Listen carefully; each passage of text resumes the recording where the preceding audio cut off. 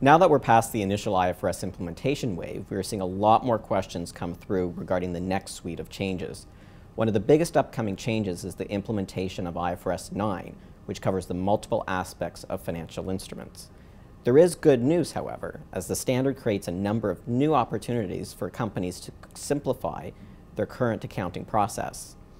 The first part, regarding classification and measurement, narrows the categories for financial instruments into two primary categories: amortized cost and fair value.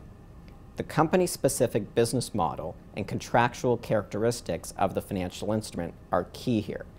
It may involve research for complex instruments to determine the correct category.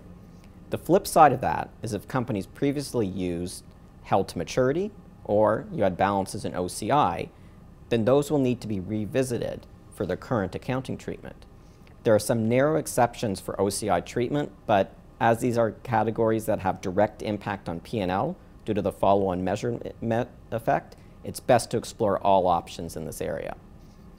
One impact of change in the classification and measurement area is you run into unique situations where an asset doesn't nicely fit into a single category.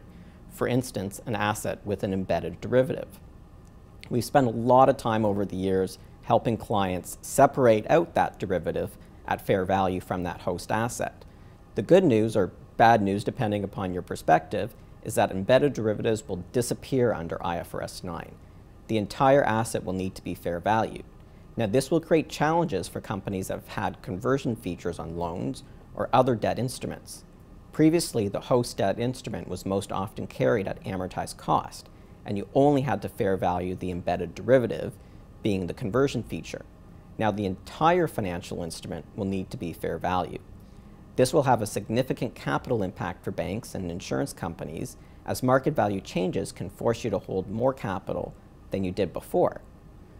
So back to the good news theme, hedge accounting.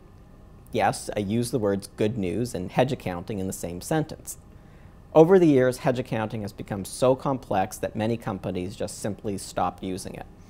The IFRS 9 draft links hedge accounting to how businesses actually mitigate risk through its operations.